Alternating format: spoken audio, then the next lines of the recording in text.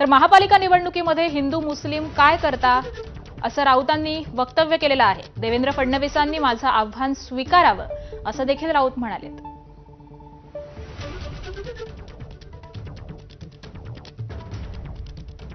उद्धवजींचे 1 लाख आणि माझे 10 लाख पकडा, चला वाढते म्हणजे आम्हाला पूर्ण खात्री आहे।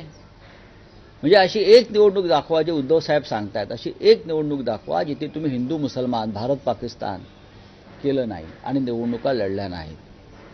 हे फार मोठं आव्हान आहे आणि देवेंद्रजी सारख्या महान माणसानं, बरं का, शूर माणसानं, वीर माणसानं हे आव्हान त्याने स्वीकारायला पाहिजे।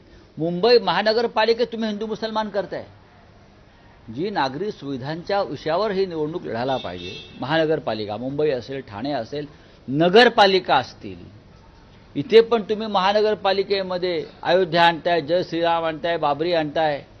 महानगरपालिकेत विकासावर खरोखर बोललं पाहिजे आणि तुम्ही काय केलं तितक्या वर्षात ते दाखवायला पाहिजे। जर आम्ही विकास नसता केला तर ही मुंबई तुम्हाला आज जी दिसते ती दिसली असती का?